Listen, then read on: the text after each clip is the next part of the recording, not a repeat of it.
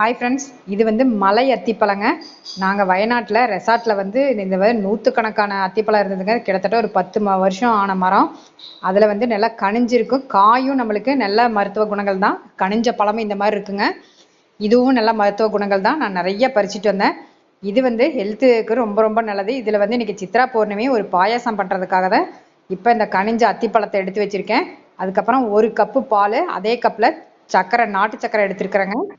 எந்த கப்பில் நம்ம பால் எடுக்கிறோமோ அதே கப்பில் தான் நாட்டு சர்க்கரை எடுக்கணும். அதுக்கப்புறம் சிவப்பு அவல் எடுக்கணும். இதுக்கு சிவப்பு அவல் மட்டுமே தான் நல்லாயிருக்கும். முந்திரி திராட்சை நெய்யில் வறுத்துக்கலாங்க. அதுக்கப்புறம் ஏலக்காய் பொடிச்சிக்கலாம். திரும்ப எடுத்து வச்சிருக்கிற முந்திரி வந்து கொஞ்சம் பால் விட்டு அரைச்சிக்கலாங்க. இப்போ இந்த அத்திப்பழத்தை வந்து நல்லா தோல் சீவிக்கலாம். இதில் வந்து இரும்பு சத்து, கால்சியம், பாஸ்பரஸ், மெக்னீசியம், தயாமின், நார்ச்சத்து நிறைய இருக்குங்க. விட்டமின் சி, ஏ, கே எல்லாமே இருக்குங்க. மெயினாக விட்டமின் இ சத்து இருக்குது. இது வந்து நிறைய ஆக்சிஜன் சுழற்சி நம்மளுக்கு கொடுக்கும். நிறைய இந்த கோவிட் டைம்ல எல்லாம் நிறைய பேருக்கு ஆக்சிஜன் இல்லாமல் ரொம்ப கஷ்டப்பட்டாங்க. இப்படிதான் இருக்குங்க இந்த அத்திப்பழம்.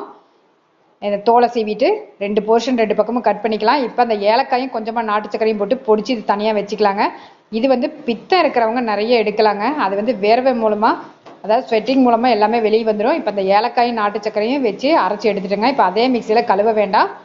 இப்போ அதுலேயே முந்திரி பருப்பு மட்டும் ஃபஸ்ட்டு எங்கள் மிக்ஸி அரைப்படாதுங்கிறதுனால தனியாக போட்டு அரைச்சிக்கிறேன்.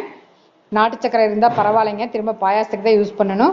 இப்போ ஃபஸ்ட்டு நல்லா பொடிச்சிட்டு அதுக்கப்புறம் கட் பண்ணி வச்சா அத்திப்பழத்தை போட்டுக்கலாம்.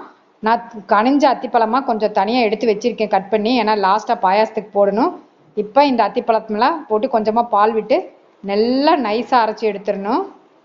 இந்த டேஸ்ட்டே நல்லா இருக்குங்க. இந்த மலை அத்திப்பழம் ஏற்காடு, கொடைக்கானல், இந்த கேரளா சைட்லாம் கிடைக்கும். இது வந்து ஒரு 10 வருஷம் மரங்க. அது அவ்வளோ பிடிச்சிருந்தது காய் அந்த ரிசார்ட்டில். இப்போ கடாயில் நெய் விட்டு முந்திரி, திராட்சை, அதுக்கப்புறம் இந்த அவல் ஒன்றா போட்டு நல்லா வறுத்துக்கலாங்க. கொஞ்சம் அந்த முந்திரி திராட்சையெல்லாம் கொஞ்சம் கலர் சேஞ்ச் ஆகட்டும். இந்த அவலுமே கொஞ்சம் சேஞ்ச் ஆனதுக்கப்புறம் மிச்ச பாலை வந்து இதில் விட்டுக்கலாம். நான் ஏற்கனவே அரைக்கிற கொஞ்சம் பால் விட்டுட்டேன், ஏன்னா இப்போ அந்த அவல் வேகணும், அதுக்காக தான் இப்போ பால் விட்டுருக்கிறேன். இப்போ அந்த அவல் வெந்ததுக்கப்புறம் தான் நம்ம அரைச்ச அந்த அத்திப்பழத்தை வந்து இதோட சேர்த்த முடியும்.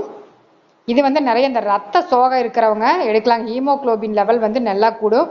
மெயினாக இந்த எலும்பு, அது அந்த பல்லு எல்லாம் நல்லா ஸ்ட்ராங் ஆகும். தோல் நோய் ஏதாவது இருந்ததுன்னா அதை வந்து தடுக்கிற சக்தி இதில் இருக்குங்க.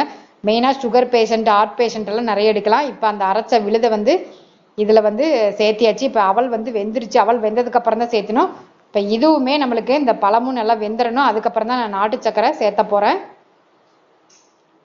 மெயினாக அந்த குழந்தைங்களுக்கு நிறைய கொடுக்கலாங்க. அந்த எலும்பெல்லாம் நல்லா ஸ்ட்ராங் ஆகும். இப்போ அந்த நாட்டு சர்க்கரையை உள்ளே சேர்த்திக்கலாம். அது நல்லா கரையிட்டுங்க. கரைஞ்சதுக்கப்புறம் நான் ஏற்கனவே அந்த அத்திப்பழம் வந்து கட் பண்ணி வச்சுருக்கேன். இப்போ ஏலக்காய் பொடியை தான் போடுறேன். சின்ன சின்னதாக அத்திப்பழத்தை வந்து கட் பண்ணி வச்சுருக்கேன். அதை லாஸ்ட்டாக போட்டு நாம் அப்படியே சர்வ் பண்ண வேண்டியதாங்க. ரொம்பவுமே டேஸ்ட்டாக இருக்கும். இந்த வீடியோ பிடிச்சிருந்தா ஒரு லைக் பட்டனை தட்டிடுங்க. இதெல்லாம் வந்து நம்ம குழந்தைங்களுக்கும் பெரியவங்களுக்கு எல்லாருக்குமே நம்ம கொடுத்து பழகணும். நம்ம எல்லாமே வந்து இந்த பிளாக்காக இருக்கிறதுனால தொடமாட்டாங்க. எங்கள் வீட்லேயும் அப்படி தான் பண்ணுவாங்க. ஏன்னா அந்த பாயாசம்னாவே வெள்ளையாக இருக்கணுமாங்க. இது கொஞ்சம் ப்ரௌனாக இருக்குது. அந்த ப்ரௌன் சுகர் போட்டதுக்கப்புறம் இதில் தாங்க மெயினாக ஹெல்த் பெனிஃபிட் நிறைய இருக்குது.